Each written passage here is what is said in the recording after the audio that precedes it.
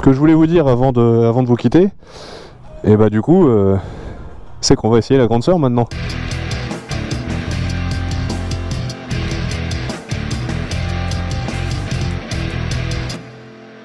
Et voilà, et je vous retrouve devant chez Ducati avec la grande sœur.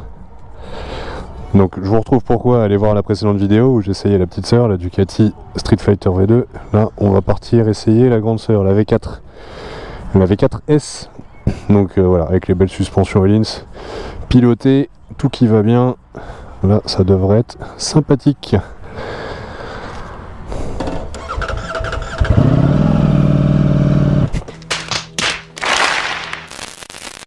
Bon, alors par contre clairement, ouais, on change de monde. Là, en même temps, on change de prix aussi. Mais ouais, là on est sur, clairement on est sur autre chose. Moi ça correspond plus à ce que j'aime, on va dire, ou ce que je recherche. Ouais, là c'est vraiment une sacrée machine. Ah, le shifter c'est vraiment un bonheur, hein.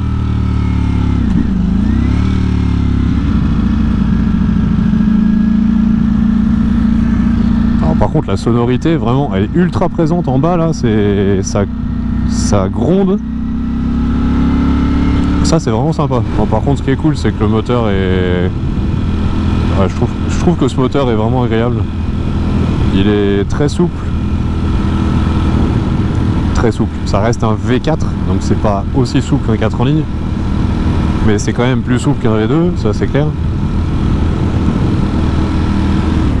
Il a une bonne dose de couple en bas, ça arrache en haut clairement. Là on est sur un moteur qui fait plus de 200 chevaux, ce qui est quand même pas rien, hein, même aujourd'hui. Ouais, ça reprend. On va se mettre tout de suite là. Ouais, même à 3000. Non, franchement, même à 3000 tours là, ça cogne pas du tout. Faut vraiment se mettre, allez, je le mets en 6ème à 50. Ouais, on sent que ça commence à cogner un peu, mais franchement c'est ultra acceptable. Dites-moi en commentaire, je sais plus, je crois qu'il y a eu un changement entre les anciennes et les nouvelles versions, entre les Euro 4 et les Euro 5. Et je sais plus laquelle est la plus souple. Mais en tout cas celle-là, enfin pour l'instant on va voir quand on va être en ville, mais pour l'instant franchement ça me dérange pas du tout. Bon, au niveau des suspensions on est sur du Öhlins, donc du Öhlins piloté, donc forcément on est sur quelque chose qui est bien suspendu. Franchement la selle, un peu comme sur la V2, la selle est relativement moelleuse. Je suis assez surpris je dois dire. Bon, j'étais monté dessus à l'arrêt, mais en roulant elle est vraiment moelleuse, franchement c'est loin d'être inconfortable quoi. Pour une moto qui est quand même ultra orientée sportive, avec une puissance de débile, et il y a quand même 123 Nm de couple je crois, donc ça fait 12,5 mètres-kg, 12,6 quelque chose comme ça. Par contre c'est assez haut perché, faudra que je regarde exactement, mais forcément le couple max est assez haut perché. Bon voilà, après ça risque d'être une moto qui va être assez pointue, on va dire, à emmener. C'est-à-dire qu'il pour profiter de la puissance, il faut quand même être de la puissance et du couple, il faut quand même être assez haut dans les tours.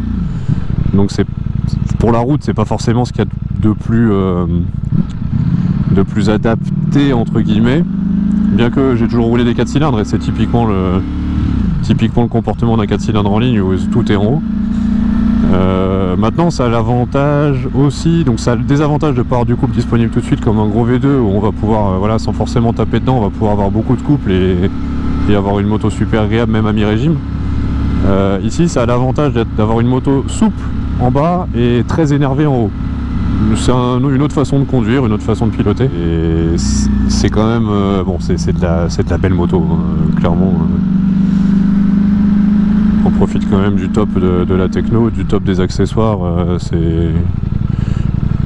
Là pour le coup c'est ostentatoire. Ce que je disais sur la V2, mais là c'est vraiment le cas. On sent que ça chauffe aussi, hein. C'est quelque chose que j'ai déjà vu, relu, etc. Mais oui, ce moteur là, le V4, ça chauffe. En ville, c'est direct, c'est pas non plus...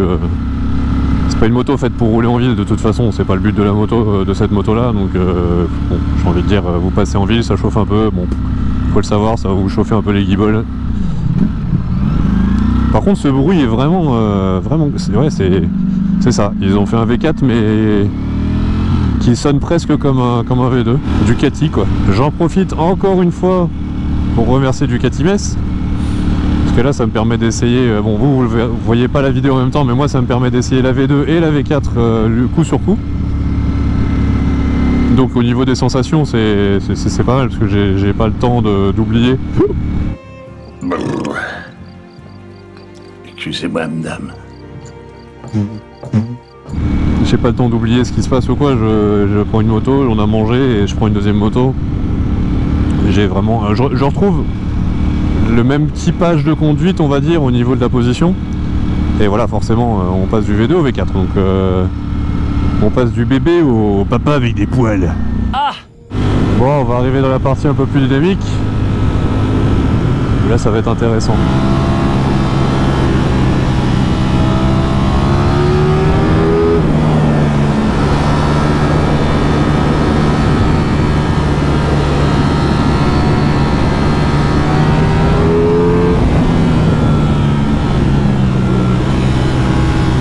Ça marche très bien. Ça explose vraiment en haut. Jusqu'à 9-10 000 ça va. Quand on passe les 10 000 là, ça s'accélère. Ah c'est des sacrées machines. Ça c'est vraiment des sacrées machines. Le châssis, bon forcément au-dessus de tout soupçon. Le shifter est top.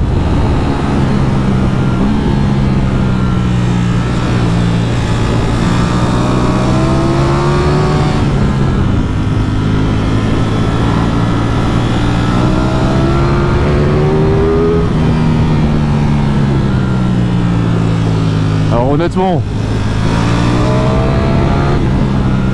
est-ce que dans l'absolu, comme ça, sans connaître la moto, je roule plus vite avec ça ou avec la V2?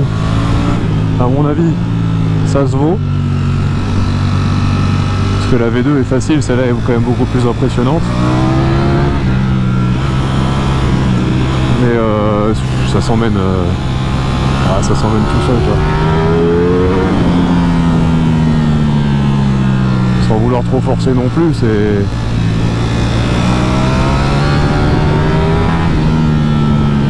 vraiment ultra agréable quoi.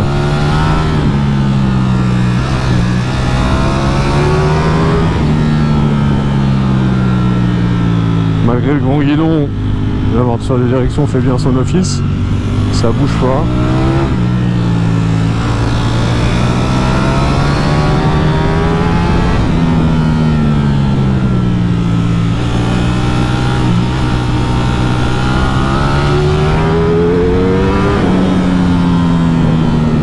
Ah, c'est vraiment top.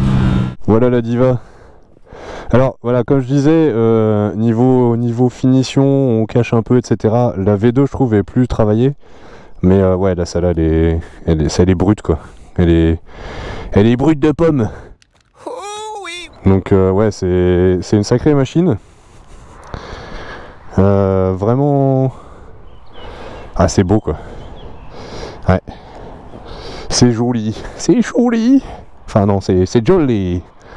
C'est pas le bon accent, je suis désolé, je suis habitué à BMW. Okay. Comme la V2, je pense que ça doit rester occasionnel pour la place passager. Ouais, c'est une belle machine. C'est vraiment une belle machine. Et bah, il semblerait que j'aurais pas dû mettre ce hoodie là, parce que j'ai encore la GoPro qui a merdé. Je me mets à côté de la moto de l'ami Lucho BKR, une belle V4 bien équipée, visible chez Ducati Metz. Pour finir la vidéo, alors qu'est-ce que je racontais dans cette fin de vidéo? Donc je suis passé en mode race. La réponse à l'accélérateur est vraiment agressive, donc un peu comme ce que je disais pour la Super Duke. c'est pas forcément le mieux pour la route, mais voilà, ça permet de voir un petit peu vraiment le mode le plus agressif de la moto. Donc, comme j'expliquais, une moto à pas mettre entre toutes les mains, n'est-ce pas? C'est très très puissant, mais moi j'aime bien. C'est con comme moto, voilà, c'est too much, mais ça oblige, ça force le respect. C'est ça, moi c'est ça que je trouve intéressant. Qu'est-ce que je vous disais aussi, si je compare aux autres motos de la même catégorie, donc la KTM 1290 Super Duke R que je possède, c'est un peu le même esprit, je dirais, au niveau châssis, au niveau équipement. Voilà, c'est vraiment du bon matos. Le châssis marche bien quand on le pousse, donc quand on va rentrer un peu dedans, ça fonctionne très bien, ça réagit bien, c'est rigide, c'est vraiment super agréable. Donc je trouve que c'est un peu des caractères moteurs très différents, mais forcément V2, V4, mais on retrouve un peu le même esprit, je dirais.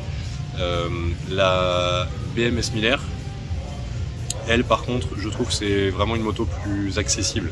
C'est-à-dire que forcément son 4 cylindres est plus facile à appréhender, ça marche très fort aussi, plus souple en bas et il faut aussi aller taper dedans pour avoir de la puissance, mais le châssis, l'ensemble de la moto est plus accessible, je dirais. C'est plus naturel, voilà. Ça va aussi bien à l'attaque, mais c'est plus naturel. Après, les autres motos, j'ai pas encore essayé la Triumph, la 1200 RS, la Speed Triple 1200 RS, que je dois essayer d'ailleurs, pour vous donner un peu mon ressenti aussi. Et voilà, après il y a d'autres motos, d'autres gros roadsters, mais avec des caractères différents, comme la GSX X1000 que j'ai essayé sur la chaîne, qui est pas inintéressante, mais qui est pas du tout dans la même catégorie. Voilà, c'est pas les mêmes niveaux d'équipement, etc. Je vais finir la vidéo comme ça. Malheureusement, j'ai pas toutes les images. Normalement, j'ai ce qu'il faut pour faire quand même une vidéo sympa sur la V4S, la Street Fighter V4. Donc, j'espère que cette vidéo vous aura plu comme d'habitude. En tout cas, n'hésitez pas, voilà, à mettre en commentaire, à partager, à mettre un pouce bleu, à vous abonner à la chaîne si vous voulez voir d'autres vidéos. Donc chez Ducati Metz par exemple, ou dans d'autres marques. Si il y a des essais qui vous intéressent, n'hésitez pas à le mentionner, puis j'essaierai de voir ce que je peux faire. En tout cas, d'ici la prochaine vidéo, eh bien, portez-vous bien, prenez soin de vous et de vos proches, et comme d'habitude, n'oubliez pas, jamais plus de cafon. Ciao.